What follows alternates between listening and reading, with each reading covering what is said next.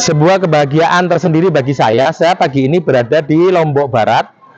Saya bertemu dengan Mbak Martina. Betul, Mbak Martina? Ya. Ini namanya sekolah apa, Mbak? Ini sekolah ya Peduli Anak dari Yayasan Peduli Anak. Jadi namanya memang sekolah Yayasan Sekolah Peduli Anak. Levelnya SD. SD dan SMP. Oh, SD dan SMP. Tapi saya lihat ada yang kecil-kecil tadi. Ini yang gedung ini SMP, terus yang kelas di belakang itu kita buka semacam PAUD gitu ya, karena kita juga punya anak yang usia PAUD.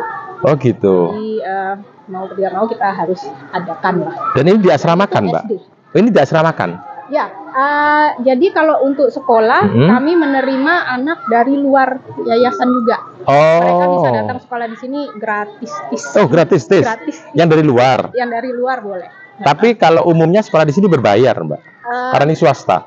Karena kalau swasta pasti berbayar ya. Ya, ini swasta kan? Tapi ini swasta, tapi kita tidak. Oh, free? Free. Tanpa biaya sama sekali?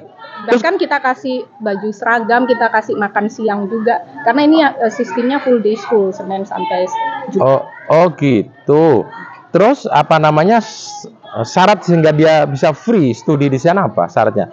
Apa menunjukkan kartu miskin atau apa? Ya, mereka rata-rata dari keluarga tidak mampu yang di desa sekitar sini. Oh gitu. Jadi otomatis kami cek ya, kami datangin keluarganya, kita lihat kondisinya gimana gitu. Dan kalau memenuhi syarat dan memang mereka sangat membutuhkan, jadi mereka boleh masuk di sini. Dan kita juga melihat orang tua anak-anak ini kan rata-rata mereka harus kerja dari pagi sampai sore. Iya. Rata-rata sekolah di sini cepat pulangnya gitu. Kadang gitu. Sebelum jam 12 udah pulang. Jadi anaknya kadang ditinggal di rumah sendirian atau ikut kerja di sama orang tuanya yang kadang lingkungan kerjanya juga kurang aman, kurang mendukung lah untuk seusia anak sekolah gitu ya.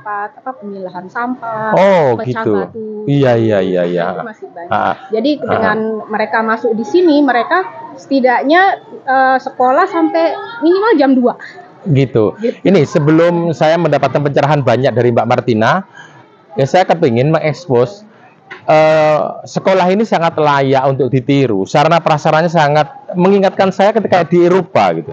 Ini lihat, yang namanya talang-talang itu tidak ada air yang semburat ke bawah dengan bebas, itu nggak ada. Jadi ingat kalau kita di Eropa seperti ini, ya tertib, kemudian pedestrian tertata dengan bagus, rumput-rumput juga terpotong dengan rapi. Inilah yang saya katakan bahwa kalau madrasah-madrasah punya standar sarana prasarana kayak begini, saya yakin yang sekolah itu kerasan gitu. Ya. Terus kemudian ini asramanya, betul kan Mbak? Ini asrama? Diasramakan ya berarti peserta didiknya ya?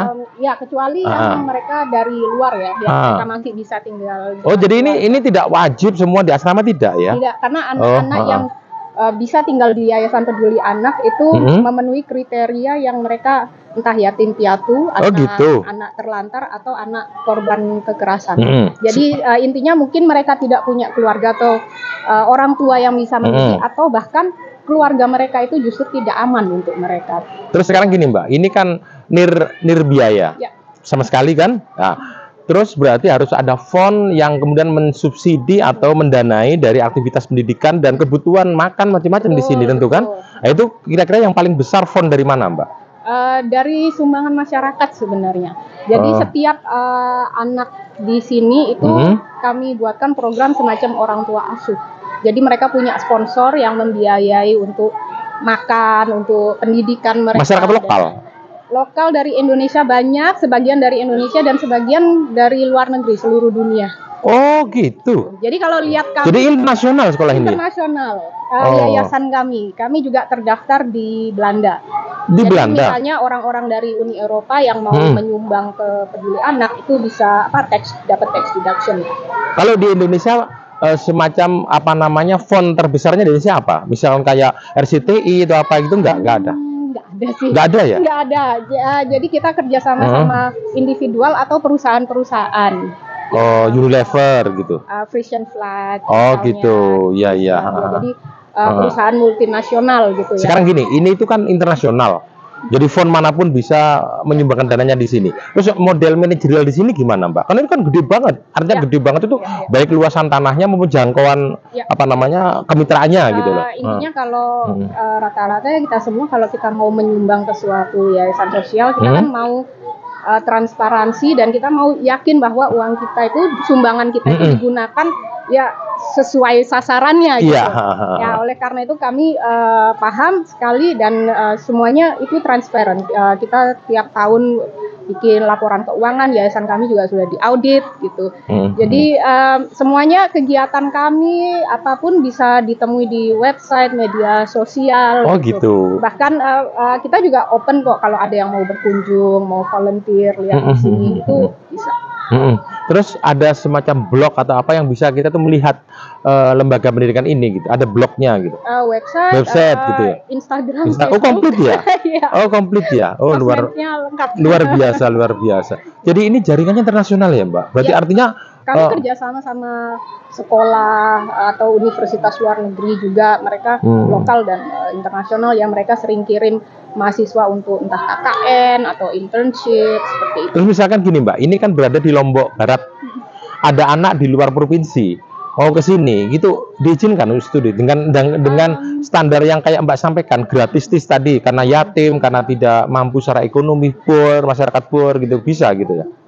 Karena kami juga bekerja sama dengan dinas sosial ya, jadi anak-anak yang masuk ke sini juga rata-rata atas rekomendasi dinas sosial. Oh begitu. Jadi mereka sudah di assessment sama social worker, pekerja sosial dari dinas sosial, bahwa oh anak ini layak masuk di sini. Jadi rata-rata yang masuk memang anak-anak dari provinsi NTB, jadi loh. Oh gitu. Sumatera, gitu. Iya. Saya rasa kalau dari wilayah lain mungkin ada organisasi lain yang ini ya. Iya. Tapi saya kagum, Mbak. Berarti Mbak ini kan tidak saja mendidik anak, tapi dia merubah mindset. Maaf ya, karena ini Mbak cantik kita masyarakat ekonomi kelas bawah, poor society, kan gitu kan. Kemudian terbelakang secara ekonomi. Kemudian dimasukkan dengan lembaga yang sangat indah, sangat elit begini. Dia kan harus merubah mindset. Betul. Yang tadinya hidup jorok harus rapi, benar. gitu kan, dia tertib jadi tertib, kan gitu kan? Ya. Iya. Hal sedetil apapun, mulai dari budaya antri, buang sampah pada tempatnya, gitu. Memang kita tekankan sekali di sini, rapi diri dan lingkungan. Terima kasih, Mbak. Sama-sama, ya, Pak. sukses selalu ya. Terima kasih. Sukses selalu ya. Selamat bertugas. Ya.